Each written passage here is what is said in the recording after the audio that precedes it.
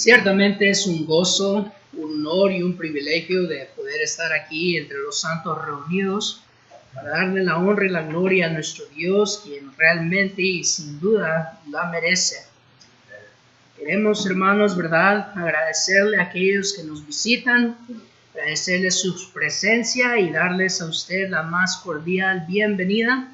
Y le invitamos, ¿verdad?, si aún no lo ha hecho, que consiga una Biblia, si es posible un cuaderno, un pedazo de papel y un lapicero o un bolígrafo para tomar notas y para escudriñar lo que este siervo de Dios estará compartiendo en este día. Por favor, no confíe en mí, yo soy un hombre, me puedo equivocar y me he equivocado y me equivocaré.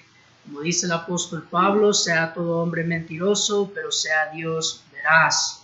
Lo cual le invito a que haga esto para que usted después abra su Biblia y usted la escudriñe como hicieron allá en Berea y como hicieron los de Tesalónica.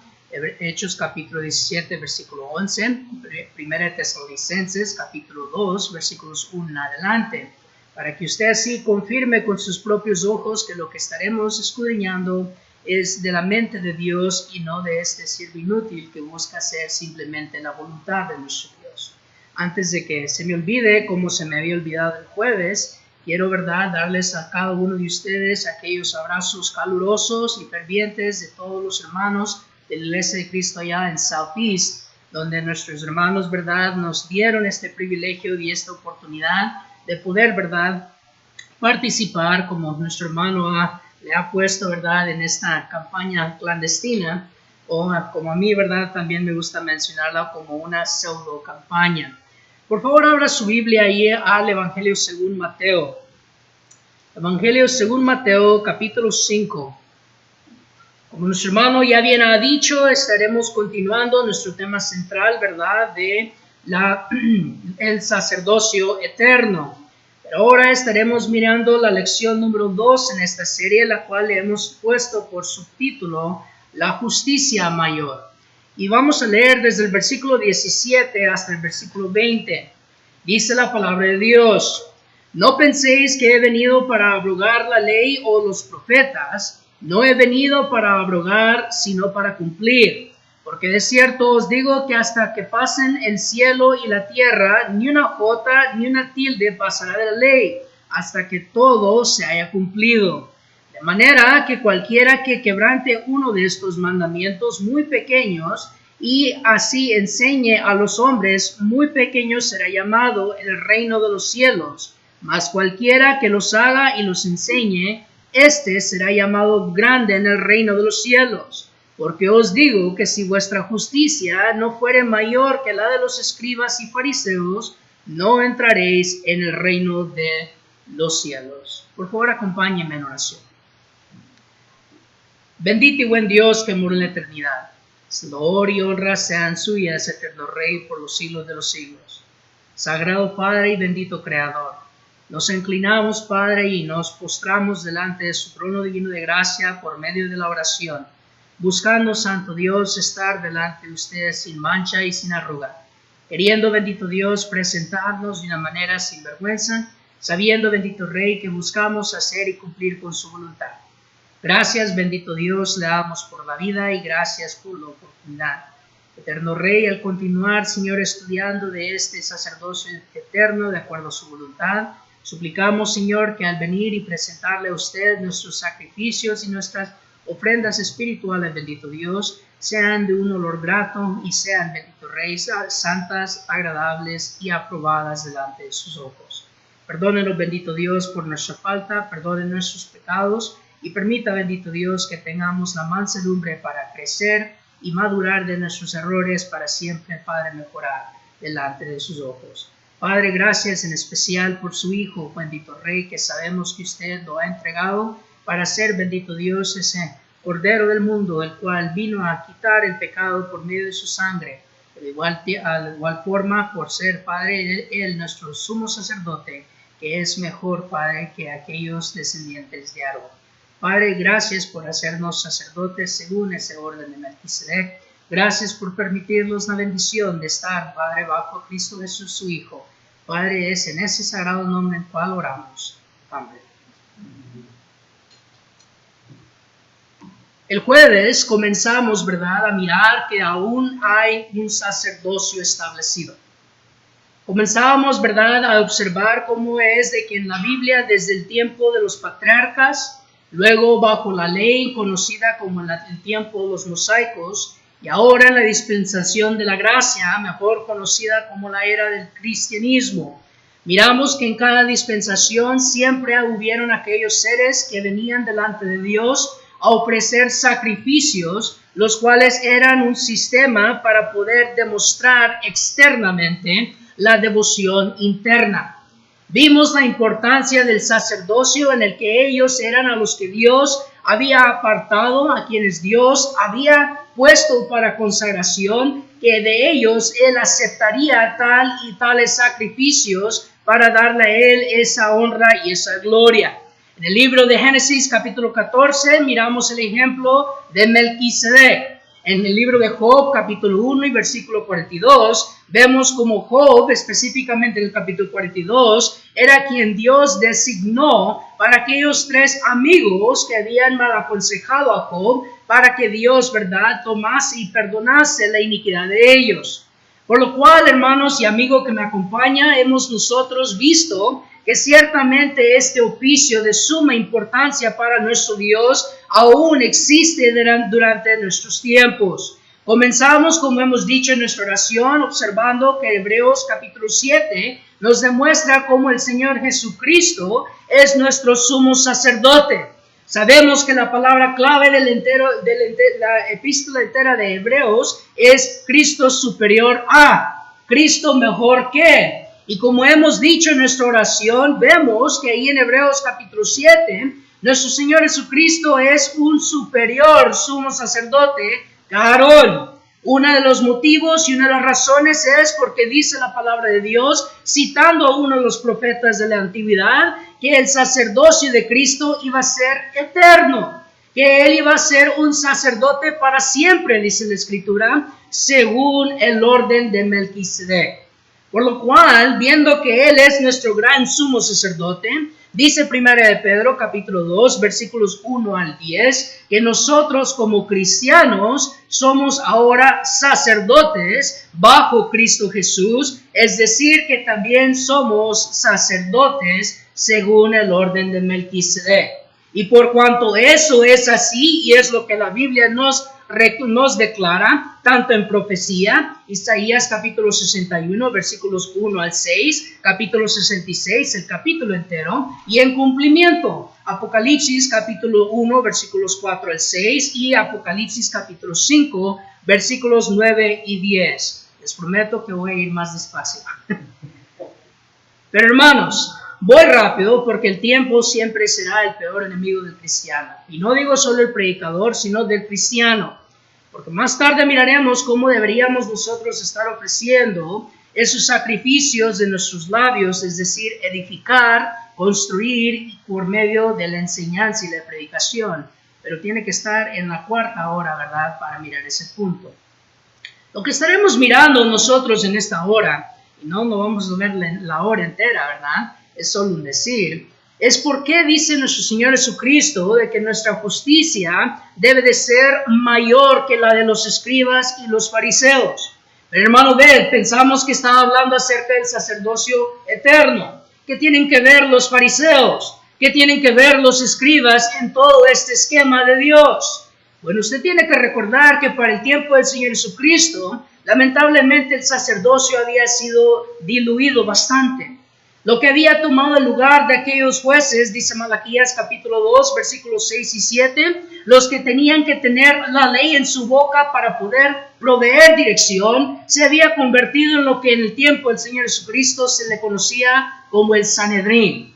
El Sanedrín, hermanos, era una especie de corte suprema para los judíos. Era donde los juicios se llevaban a cabo. Una de las responsabilidades del Sanedrín era confirmar si el que hacía un milagro venía de parte de Dios o si lo hacía por medio de un poder diabólico. Otra responsabilidad era confirmar si realmente la autoridad con la cual se estaba ejerciendo tales hechos venía ciertamente de acuerdo a la voluntad de Dios o no.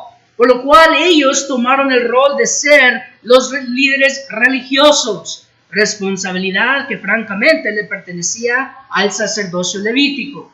Pero hermanos, por el tiempo después de Malaquías hasta el principio del libro de Mateo, vemos y nosotros observamos un periodo conocido como los 400 años de silencio. Y durante ese tiempo es cuando esto viene a ocurrir. Durante ese tiempo es cuando el sacerdocio se convierte en una especie de poder político. Comienza con un tal hombre conocido por el apellido de los Macabeos. Si usted va a su libro de historia y usted observa cómo allí, desde esa revolución judía, cuando aquel rey asirio entra al templo y derrama sangre de cerdo sobre aquel altar que viene a provocar una revolución por la indignidad que se había hecho. Esto, hermanos, dio a comienzo y dio lo que vino a crear, lo que vino a tomarse como una forma de especie de poder político. Es por eso que cuando leemos nosotros aquí de los escribas y los fariseos eran los que formaban parte de ese Sanedrín. Los saduceos tenían los escribas, que eran los que copiaban los libros de la ley y eran los que por memoria conocían no solamente estos libros de la ley, sino que también ellos interpretaban la ley y venían a establecer, ¿verdad?, lo que en el capítulo 15 de este mismo evangelio se conoce como la tradición de los ancianos. Por lo cual, venimos a ver entonces que nuestro Señor Jesucristo, al ponernos a ellos como la vara, no era algo sencillo y no es algo sencillo que hacer. Porque eran hombres que conocían, ¿verdad?, sus escrituras de izquierda a derecha. El caso por el alfabeto hebreo sería de derecha a izquierda. Conocían bien ellos la ley, sabían cómo interpretarla y eran, hermanos, bien celosos, pero era un celo, dice Romanos capítulo 10, versículos 1 en adelante, que no era según justicia, pero eran celosos. Si usted observa bien, miramos aquí en el capítulo 5 de Mateo, de que Cristo Jesús viene a decir de que Él no había llegado para abrogar la ley, sino para cumplirla. Muchas veces se comete el error de querer tomar este pasaje y querer decir que entonces los 10 mandamientos siguen en vigencia. Mas sin embargo, como hemos dicho ya en Colosenses capítulo 2, versículos 11 al 14, Dios nos viene a demostrar que este no es el caso. Hebreos capítulo 7 dice que donde hay un testamento, la muerte del testador viene a abrogar el testamento antiguo. Tanto así que en Hebreos capítulo 9, la Biblia nos enseña que Cristo, habiendo muerto, abolió en su carne la ley. Entonces debemos de entender a leer bien específicamente lo que el texto nos enseña, porque observen de que Cristo sí da un plazo de tiempo. Debemos de una vez más entender muy precisamente lo que el texto está diciendo. Mientras Él vivía, era de que esto era lo que Él no iba a abrogar. Pero observe el versículo 18. Dice, porque de cierto os digo que hasta que pasen el cielo y la tierra, ni una jota ni una tilde pasará de la ley. Observe, hasta que todo se haya cumplido. Ese hasta, hermano y amigo, es un tiempo de expiración. Ese hasta demuestra de que sí, el tiempo iba a llegar cuando la ley iba a ser removida, que sí iba a vivir un tiempo cuando ya no iba a tener vigencia. Y cuando Cristo dice en el versículo 17 que Él vino a cumplir la ley, observen entonces que al decir que cuando se haya cumplido iba a ser removida, Cristo de una manera implícita nos está diciendo de que Él era quien la podía cumplir y Él era el único que la podía remover. Por lo cual es importante observar esto de que lo que el Señor hace, como conocemos de Mateo capítulo 5 hasta Mateo capítulo 7 como el Sermón del Monte, Él entonces está comenzando a poner la semilla de lo que iba a ser la ley de su reino.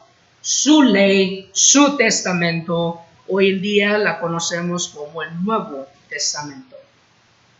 Por lo cual, Cristo, hermanos, lo que está demostrando en el capítulo 5, versículo 20, es de que Él no quiere más de lo mismo. Él no quiere el mismo tipo de espíritu que hubo en Israel bajo la ley, que Él quiere algo mejor, que Él viene a cumplir y remover porque quiere algo, como hemos dicho en Hebreos, en lo cual es superior a lo que antes estuvo, que fue débil y fue defectuoso. No que la ley por sí misma era débil y defectuosa, sino que por la causa del hombre vino a ser débil. Porque dice Hebreos capítulo 10 que ciertamente la sangre de machos cabríos y de corderos no puede remover el pecado. El pecado, hermanos, abundaba por el pecado que los hombres habían traído en su práctica hábil. Por lo cual, cuando venimos a nosotros preguntar, ¿cómo entonces debe de ser superior mi justicia? Y una vez más, observe cómo dice el texto, ¿verdad? Que si nuestra justicia no fuere mayor. Cristo desde aquí nos está diciendo que nosotros debemos de ser una especie de sacerdote mejor. Que nosotros debemos de ser mejor que el sacerdocio levítico. Porque si Él es nuestro sumo sacerdote, y lo es, y el sacrificio que Él entregó fue mejor que el que entregaba Aarón y su descendencia, y lo es. Entonces los que oficiamos en la casa de Dios, 1 Timoteo capítulo 3, versículo 15 y 16, debemos de también ser mejores en todo aspecto cuando viene a este oficio. Vaya conmigo ahora a Marcos capítulo 12. Marcos capítulo 12, comenzando desde el versículo 41. Marcos capítulo 12, comenzando desde el versículo 41. Estando Jesús sentado delante del arca de la ofrenda, miraba como el pueblo echaba dinero en el arca y muchos ricos echaban mucho.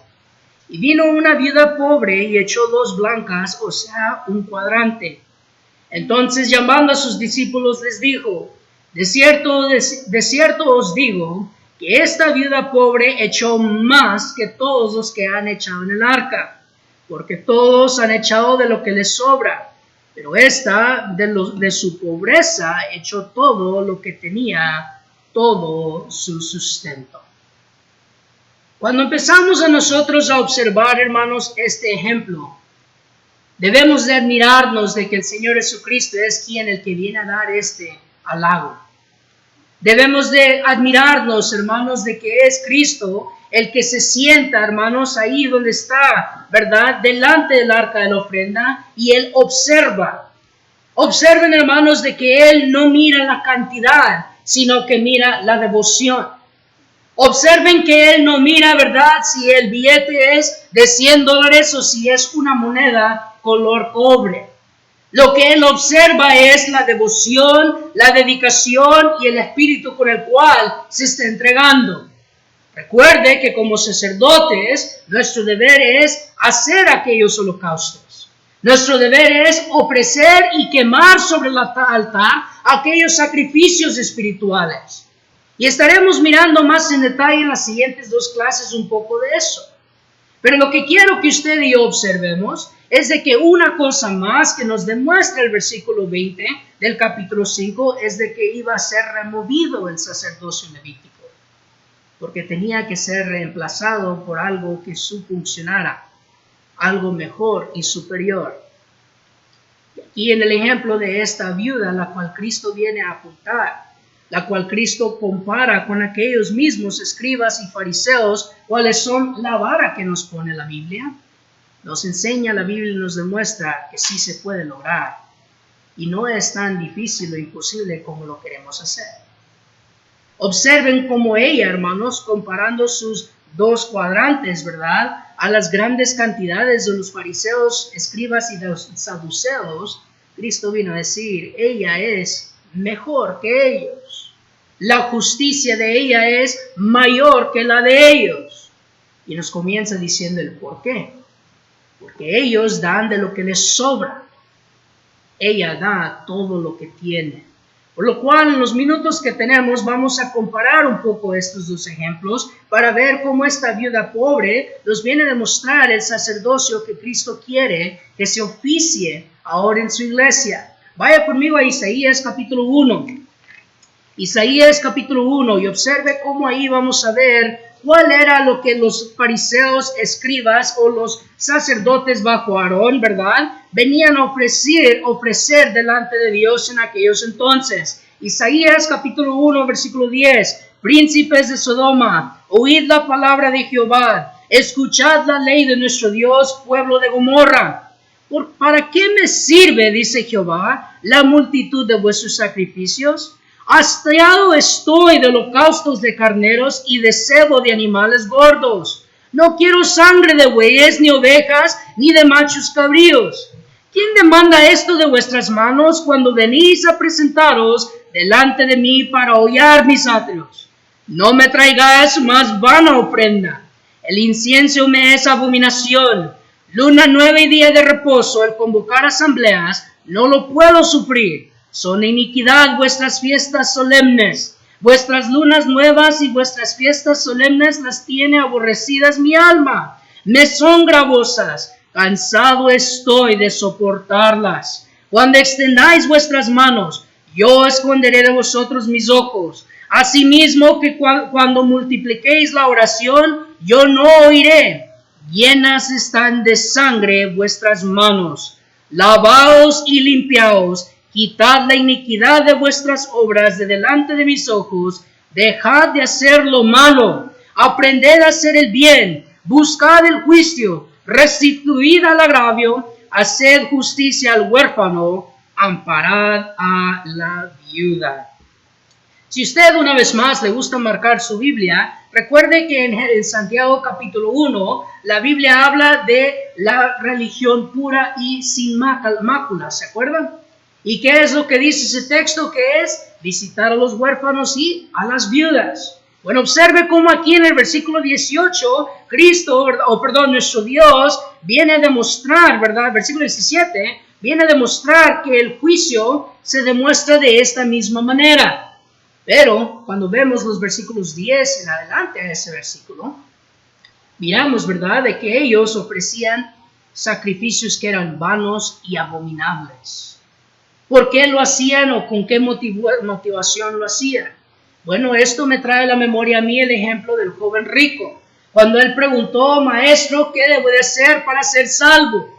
Cristo le cita algunos pasajes del Nuevo Testamento y el joven rico, ¿se acuerda? Dijo, todo lo he cumplido desde mi juventud.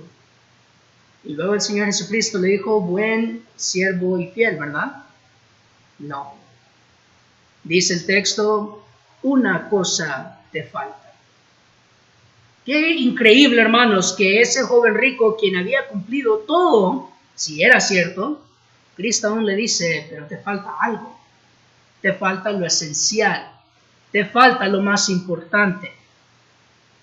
Muchas veces, hermanos, al igual que ellos, nosotros venimos a confundir el por qué estamos aquí.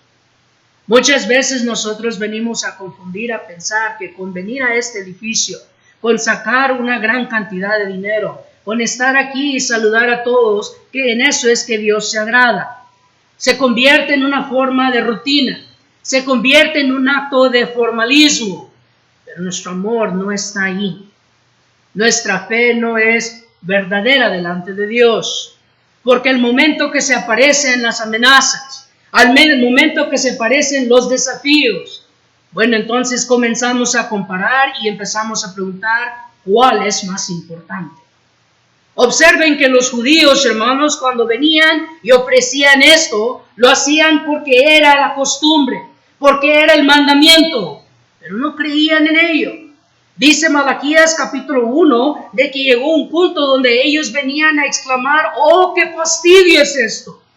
Vemos que ellos lo hacían como aquel joven rico porque pensaban que en hacer estas cosas se iban a poder salvar. Es decir, que lo hacían por tener una conciencia limpia delante de Dios y poder decir, hemos cumplido con nuestro hacer. Pero no había amor, no había una fe que estaba siendo sostenida por el amor. Compárese con la mujer que vemos en el ejemplo de Marcos 12. Ella no lo hizo porque tenía, era una mujer muy pobre, dice el texto.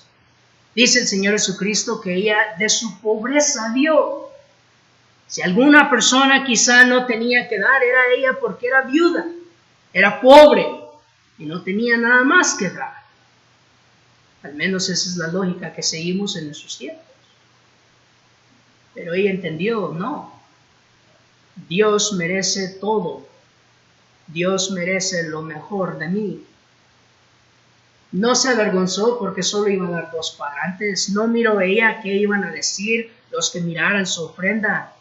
Lo que ella analizó y pensó era que lo hacía por amor a Dios. Y a Dios es que darle lo mejor según nuestra capacidad.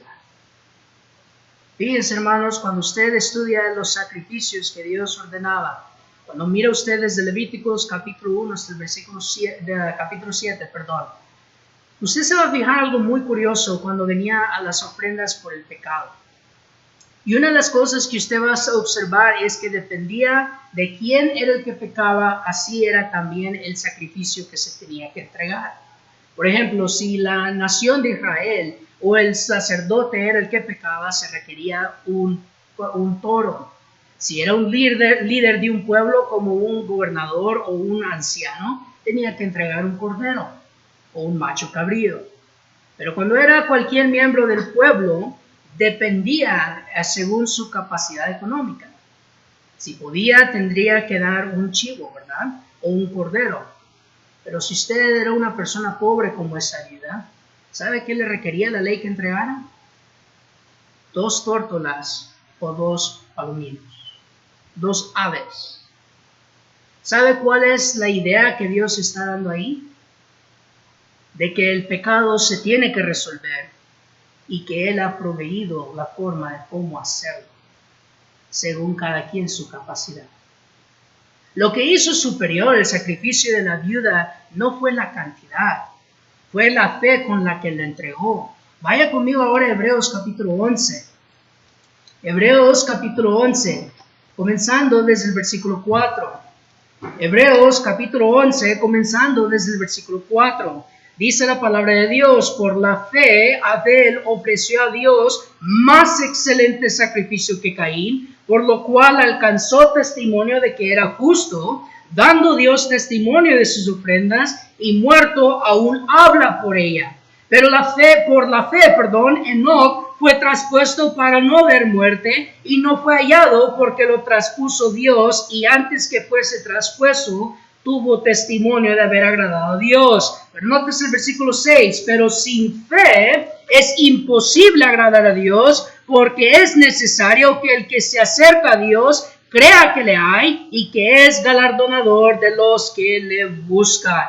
Hermanos, increíble es ver que esta viuda, la cual no conocemos su nombre, se encuentra en la categoría de gigantes de la fe como Abel y Enoc. Porque Cristo mismo valida y confirma que ella había dado su justicia superior a la de los escribas y los fariseos. Porque ella creía que Dios es galardonador. Porque ella, al igual que Abel, no solo ofreció todo lo que tenía, ofreció un sacrificio más excelente que la de los escribas y los fariseos. Increíble ver, hermanos, que si uno de esos fariseos entregaba $1,000,000, 2 centavos para Cristo fueron más valiosos que ese dinero. Porque ¿de qué sirve? Dice 1 Corintios capítulo 3, que lo hagan como metal que resuena o címbalo que respira. Lo hacían fríamente, lo hacían porque tenían que serlo, lo hacían porque querían calmar sus conciencias. Esta mujer no buscaba calmar su conciencia, ella lo hacía porque creía, porque confiaba, porque sabía que en Dios hay esperanza. Miramos cuando volvemos a comparar como en Jeremías capítulo 7 versículos 1 al 8, y lo invito a que lo lea usted en su casa. Ellos confiaban en sí mismos. Miramos cómo dice Jeremías en ese pasaje que ellos creían en la mentira. Confiaban de que Dios estaba agradándose con los sacrificios de ellos, a pesar de hecho de que sacrificaban a Dios y luego venían y sacrificaban también, dice el texto, a la Señora del cielo, a la Reina del cielo. Muchas veces, hermanos, cuando leemos esos pasajes, miramos cómo nuestro Dios nos demuestra los daños que hacía esta gente en dirigir mal al pueblo. Pero la viuda, dice el texto, confiaba en Dios, ¿se acuerdan? Ella supo de que Dios iba a proveer. Allí en Lucas capítulo 14, versículos 25 al 33. Si usted recuerda, ahí Cristo Jesús nos demuestra y nos dice qué es lo que debemos de dar para seguir a Cristo. Comienza el Señor dando las instrucciones cuando dice: si alguno quiere venir en pos de mí, tome su cruz cada día y niéguese a sí mismo. Vemos como nuestro Señor Jesucristo, ¿verdad?, habla con tres tipos de personas. A uno le dice que le sigan, a otro viene y él pide, y el último quiere seguir a Cristo, pero en su momento y a su tiempo. Dice la palabra de Dios, hermanos, que cuando nosotros confiamos en Dios, como lo hizo esa mujer, esa viuda, ahí en Marcos 12, nosotros no vamos a estar pensando: ¿y ahora cómo voy a hacerle yo para comer? ¿Y qué si me enfermo? Y yo necesito reposar, ¿verdad? Vemos, gracias hermano, vemos cómo la Biblia nos demuestra, hermanos, de que nosotros cuando realmente confiamos en Dios, lo ponemos todo en la línea con Él. Ella no solo entregó lo único que tenía, dice el Señor Jesucristo que entregó todo su sustento. Esto debería traernos a memoria la viuda de Sarepta, aquella mujer que estaba lista para morir cuando llega aquel varón de Dios en primer libro de Reyes capítulo 18. Cuando vemos cómo Elías le pide a aquella mujer: dame de comer. Y ella le dice: Señor, solo tengo un puño de harina y un poco de aceite. Y estos panes los he hecho para mí y mi hijo, para comerlos y después morirnos. Pero el profeta hace algo increíble. Haz como has dicho, pero dame a mí primero. Y observen, y Dios nunca dejará que falte de este hogar ni harina ni aceite. ¿Alegó la mujer? No. Confió que la palabra del varón venía de Dios y hizo como él le mandó. ¿Y sabe cuál fue el resultado? Se cumplió tal como él había prometido. Dios le proveyó a una mujer que estaba aceptando la muerte inevitable por hambre, comida de comer cuando no había por 3 años y medio. Cuando lo entregamos todo a nuestro Dios, hermanos, por eso dice Hebreos capítulo 11, versículo 6, que debemos de recordar que Él es galardonador, es decir, Él nos va a cumplir. Fiel es el que prometió, dice Hebreos capítulo 10. Debemos de recordar, hermanos, de que Él nos ha prometido darnos a manos llenas. Es más, ahí en Isaías capítulo 1, versículos 18 en adelante, Dios hace algo tan increíble que es difícil de entender. Dice Dios: pongámonos a cuentas. Dios, dispuesta a ponerse a cuenta con su creación. Luego miramos en Malaquías capítulo 4, cuando después de decirle él a los sacerdotes que le habían robado, ¿sabe qué dice Dios ahí? Probadme. Dios quiere que nosotros, su creación, lo probemos. Ciertamente nuestro Padre Celestial es un gran ejemplo cuando viene la humildad.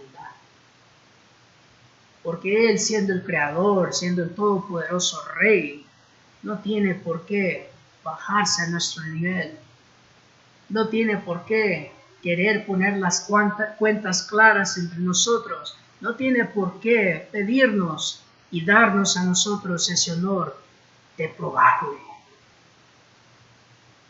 Y sin embargo, esta viuda lo hizo cuando entregó todo lo que tenía. Se puso a cuentas con Dios, probó a Dios y fue favorecida por ello.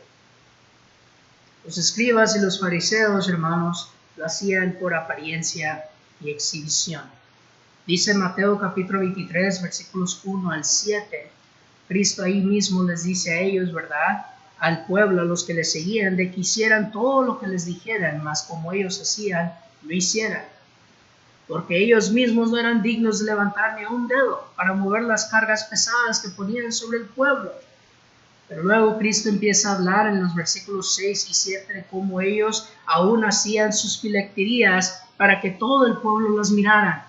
Las hacían anchas porque querían ver y que el pueblo dijera, ¡oh, qué hombres más devotos! En Mateo capítulo 6 vemos en 3 ocasiones donde Cristo hace lo mismo. Cuando habla de la ofrenda, dice que no den como hacían los fariseos y los escribas, porque ellos daban para que miraran los hombres y recibir la gloria de los hombres. Luego dice, cuando ayunéis, no os hacéis verme amedrentar, porque ellos buscan tener, ¿verdad?, esa halago de parte del hombre.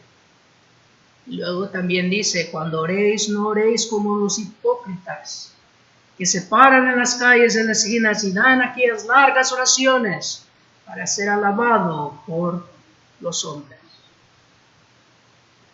Hermanos, voy a hacer un pequeño comentario no popular. Para este siervo de Dios, los que se conforman de predicar por medio de Zoom, por medio de YouTube, por medio de una avenida cibernética, lo hacen por exhibición y apariencia. No todos, porque hay algunos que ciertamente no están en la posición que pueden. Pero aquellos que pudiendo, aquellos que no tienen los contratiempos y pueden estar acá, pero por no esforzarse, por no hacer un plan donde haya prudencia, por no querer batallar, esos son los que lo hacen por exhibición y apariencia. Para que no se diga, no hice mi trabajo de predicador. Miren el ejemplo de esta mujer. Vaya conmigo allá a 2 Corintios, capítulo 9, versículo 6 en adelante. Segunda carta de Corintios, capítulo 9, versículo 6 en adelante. Dice la palabra de Dios, pero esto digo, el que siembra escasamente también segará escasamente, y el que siembra generosamente, generosamente también segará. Cada uno dé como propuso en su corazón. Nótese, no con tristeza, ni por necesidad, porque Dios ama al dador alegre. Los que pudiendo hacerlo no lo hacen, pero deciden hacerlo por medio de estas vías porque es lo más fácil, lo más práctico.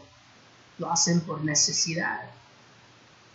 Los que no se esfuerzan y se esmeran de buscar manera de estar todos reunidos como a Dios le agrada, no lo hacen porque se alegran en estar juntos. No son como David, que vino a David, yo me alegré cuando dijeron, vamos a la casa de Dios. No es su delicia meditar de día y de noche en la palabra de Jehová. Porque si lo fuera, buscarían manera, harían el sacrificio, lucharían, porque saben que esto es lo que a Dios le agrada. Los fariseos y los escribas, hermanos, que son la vara que Cristo nos ha puesto, lo hacían para ser alabados, para recibir del hombre la aprobación, pero nunca miraron que de Dios estaba la desaprobación.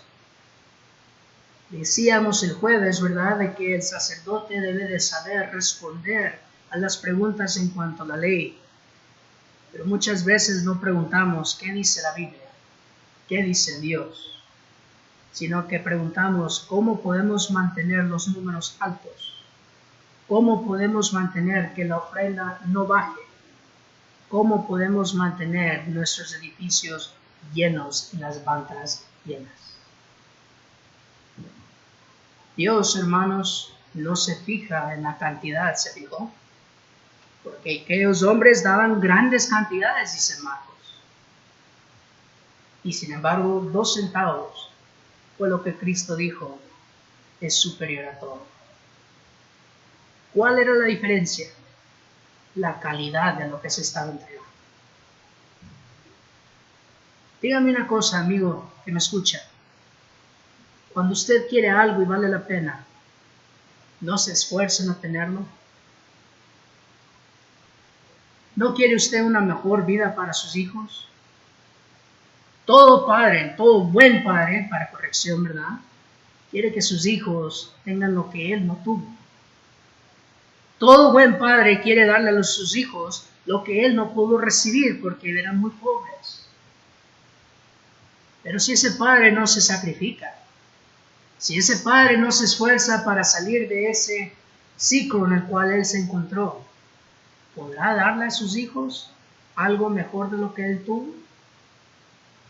¿O le va a dar más de lo mismo y pedirle a él que se satisfaga con lo que le dio? La mujer que usted ama, ¿no se sacrificó por convencerla? El hombre con el cual usted ama y está, ¿no se sacrifica por seguir con él? La educación que usted quiere obtener, ¿no se esfuerza y se esmera? ¿No invierte su tiempo? ¿No invierte su dinero? ¿No invierte su sueño, su cansancio por tener una carrera mejor? ¿Se fija cómo todo lo que nosotros como seres humanos valoramos, sí vale la pena el sacrificio? Porque si no creyéramos en ninguna de esas cosas, no nos esforzaríamos. Más bien lo miraríamos como una pérdida de tiempo. Y saben, hermanos, es triste cuando una persona quiere justificar ir al supermercado de que ahí sí vale la pena arriesgarse a enfermarse, porque tenemos que comer, porque es esencial, es lo que se dice, ¿verdad? Pero cuando viene la adoración lo venimos a querer poner como que es opcional. ¿Saben? Le decía yo a los hermanos en Southeast hace muchos años atrás, que hay una frase que yo he llegado a detestar. Y esa frase es, Dios entiende. ¿Cuánto más tiene que entender Dios?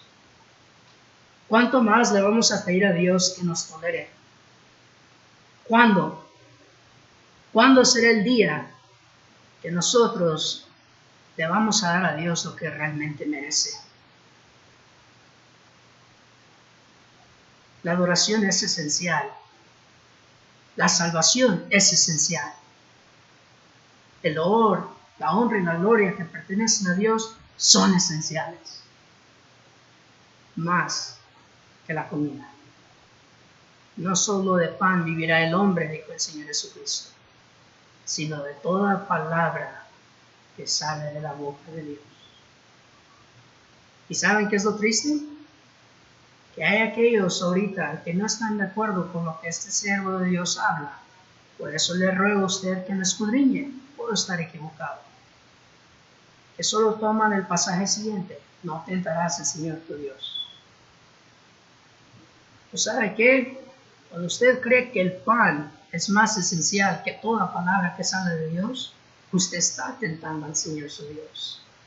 Porque ahí Cristo está citando cuando el pueblo tentó a Dios en el desierto porque querían codornices. Escudriñe su Biblia antes de que cite el pasaje.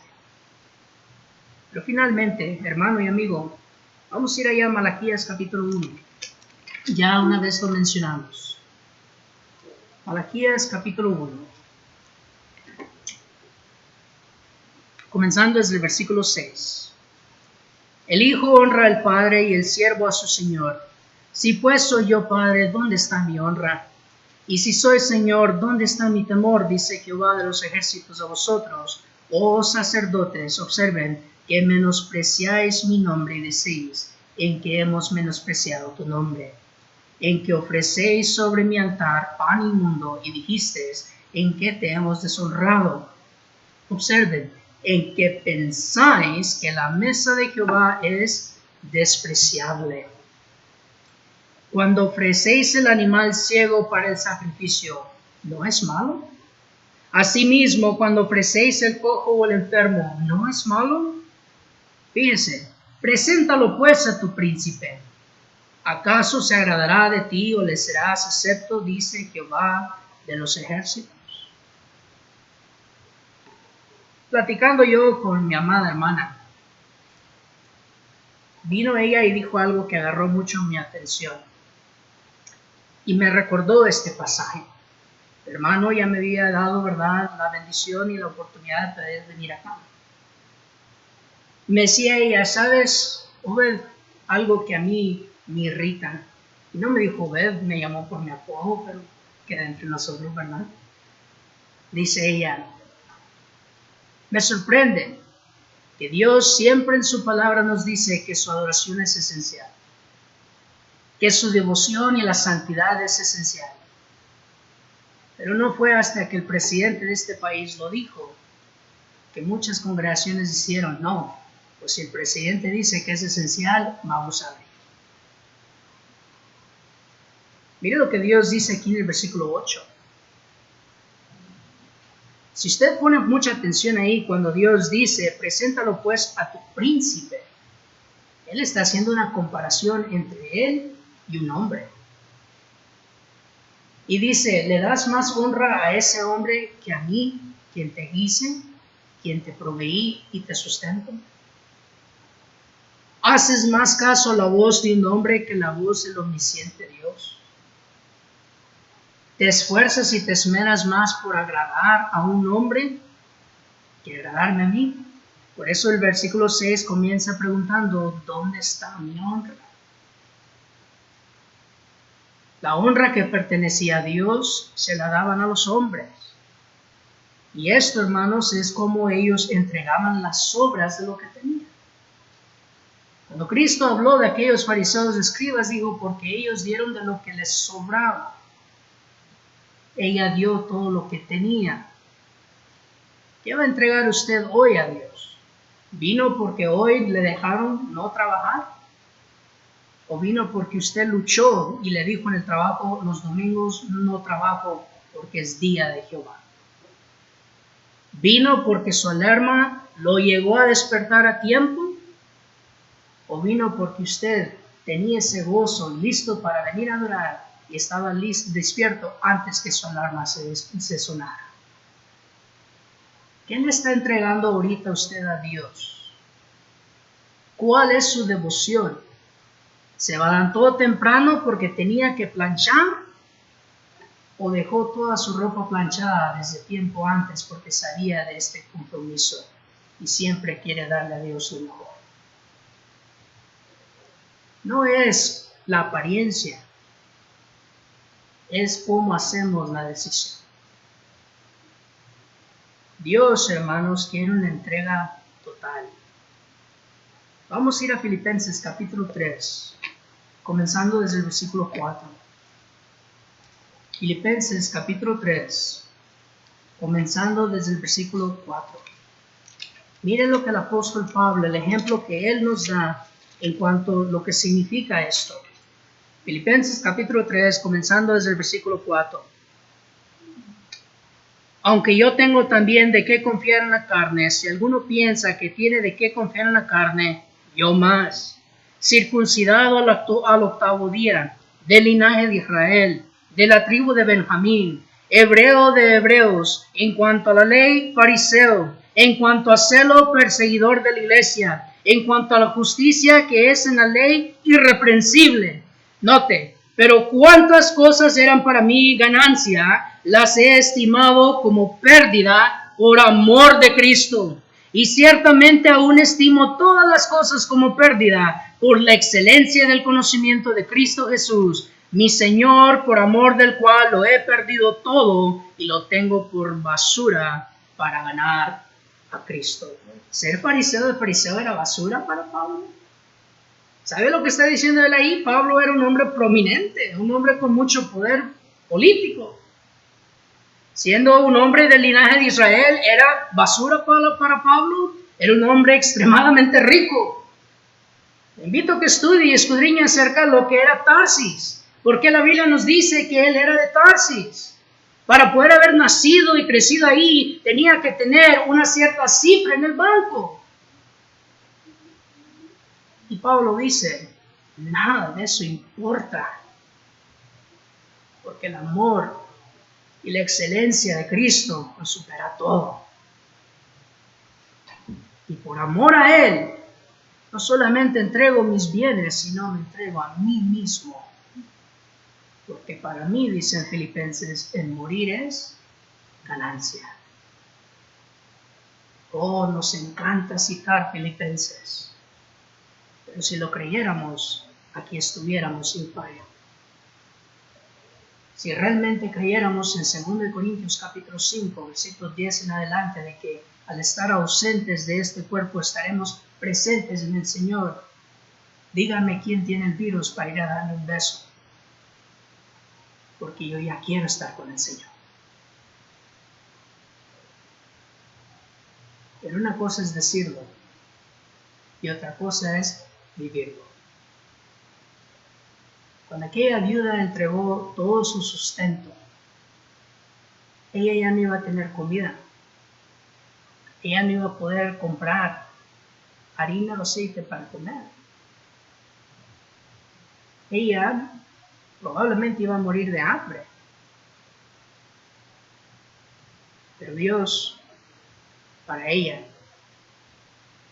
valía su propia vida. Porque entregó todo lo que tenía y aguantó hambre, estuvo dispuesta a aguantar hambre, estuvo dispuesta a sentir aquel dolor de su vientre porque estaba vacío, porque ella sabía, Dios lo merece todo. Pablo no solamente entregó sus riquezas, entregó su carne. En desvelos muchos, dice el apóstol Pablo. Todo predicador que sabe lo que es estar quemando la candela hasta las 2, 3 de la mañana, porque uno quiere presentar lo mejor para Dios, que vaya a mutuamente edificar, sabe a lo que se refiere Pablo.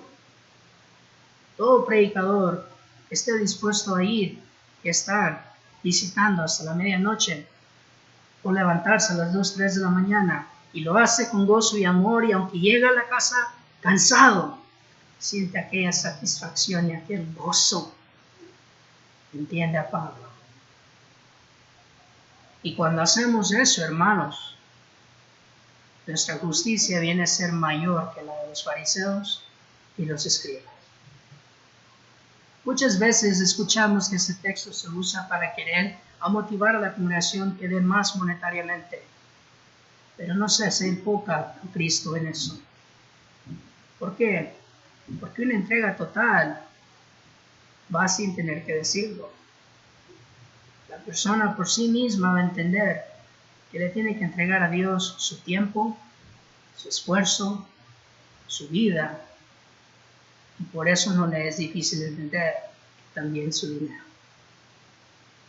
Como sacerdotes, nosotros debemos de ser como Abel, ser como Enoc, dar un sacrificio más excelente de lo que da el mundo.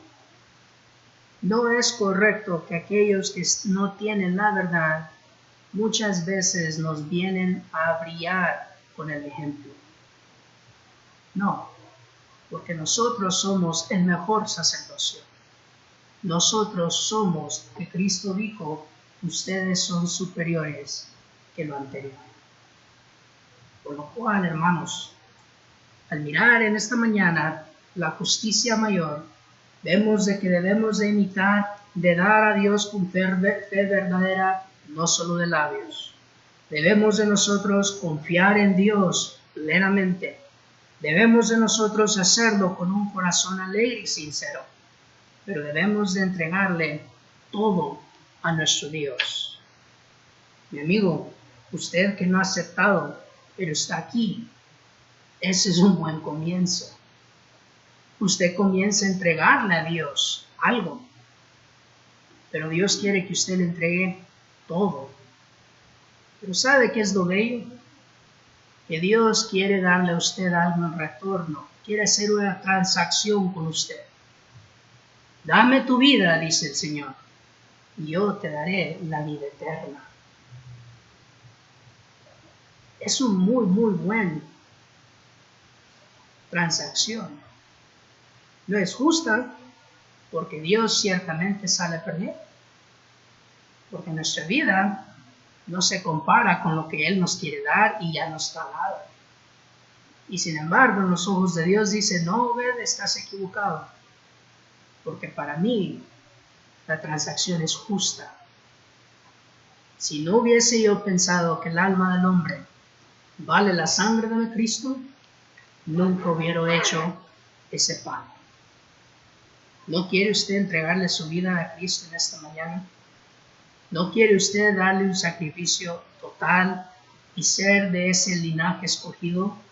Ser de ese real sacerdocio para seguir dando frutos apacibles y agradables delante de Dios.